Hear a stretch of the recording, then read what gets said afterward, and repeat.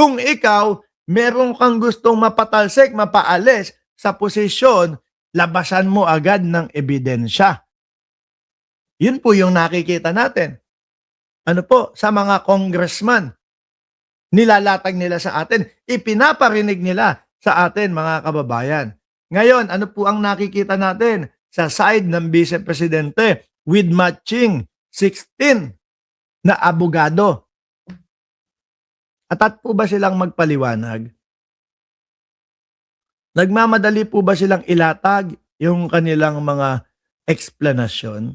O hanggang ngayon po wala tayong naririnig na eksplanasyon with matching 16 na abogado?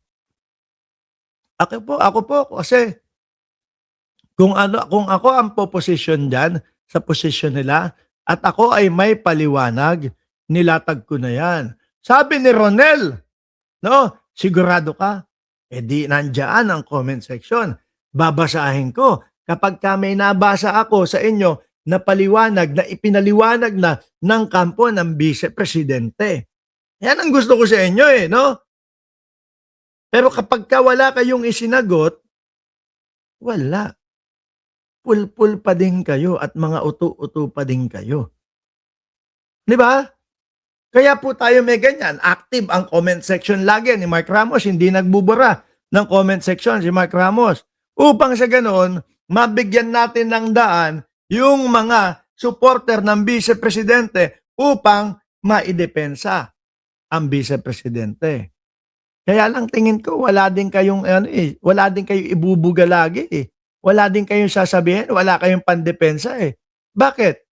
Kasi walang marinig na depensa sa kampo ng Vice Presidente.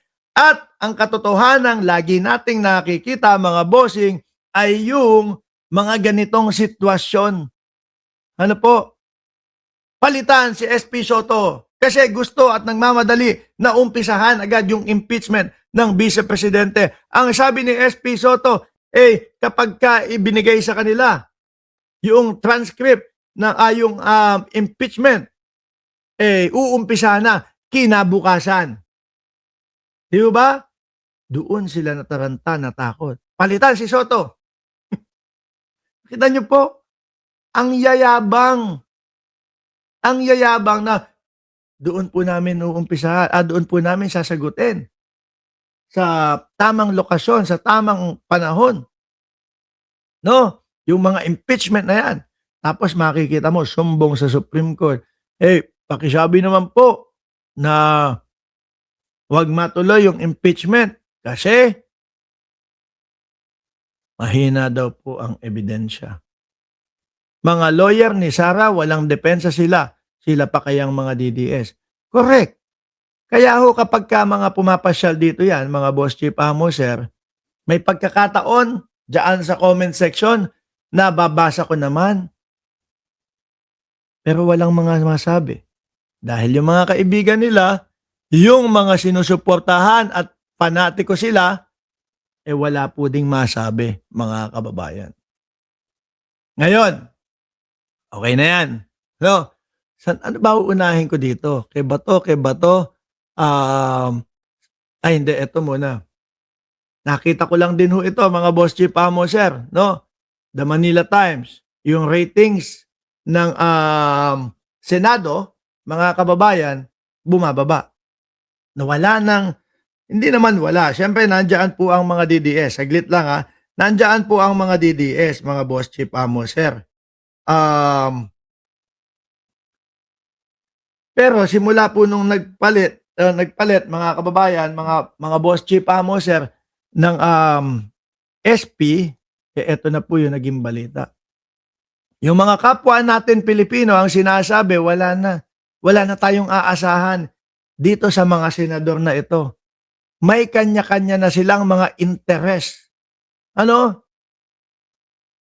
Mayroon na silang pagtatakipan na lang ang kanilang ginagawa. Kaya po yung mga kababayan natin, meron ng mga sumisigaw buwagin na ang Senado, buwagin na ang Senado Kasi kung makikita mo, ganyan lang.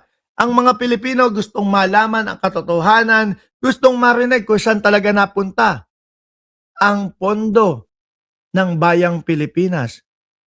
Tapos, malinaw nakita natin yung mga ebidensya po, yung mga sa AMLAC, 'di ba?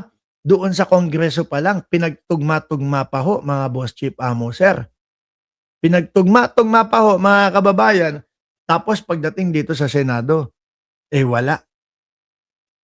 Kaya nawawalan ho ng gana, no? Kung ganyan lang din ang gagawin ninyo, eh maigi pa. Buwagin na lang daw po yung Senado.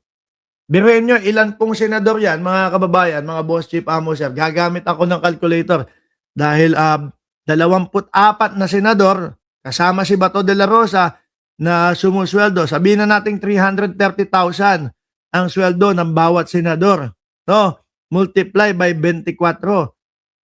8 milyon, kulang 8 milyon ang matitipid ng bayang Pilipinas buwan-buwan, mga kababayan.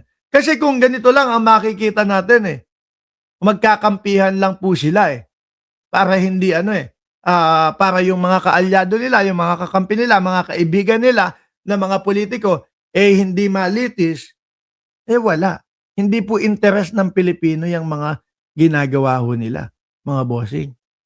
Interes ng mga kapwa nila, mga kaibigan nila at sarili ho nila. Kaya sabi dun sa Manila Times, Senate trust ratings plunge after leadership change. Biruin mo, ilang araw pa lang. Ito pong si Bato de la Rosa. Ito pong si Alan Peter Cayetano. Ang gulo-gulo na ng Senado. Meron ng mga barilan daw. daw. Wala naman ho kasing mapapaniwala yan. No? Alan Peter Cayetano, kahit harapan mo ako, kahit magalit ka, kasi nagagalit na ho si Peter Cayetano, mga bossing Kahit magalit ka sa akin, kahit harapin mo ako, bakit mo sinasabi na stage yung nangyari doon sa Senado na putukan? Kasi yun yung pananaw ko, yun yung nakikita ko, at yun yung lumalabas sa pag-a-analyze ko. Papakinggan ho natin si Peter Cayetano, mga bossing, gagalit. Ilag kayo baka tamaan kayo. Kasi daw, tayo, hindi daw tayo naniniwala doon sa putukan na naganap po sa loob ng Senado.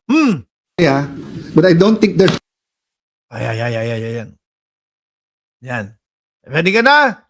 Boss, galingan mo Sorry but I don't think there's any question. The Senate is under attack. Was under...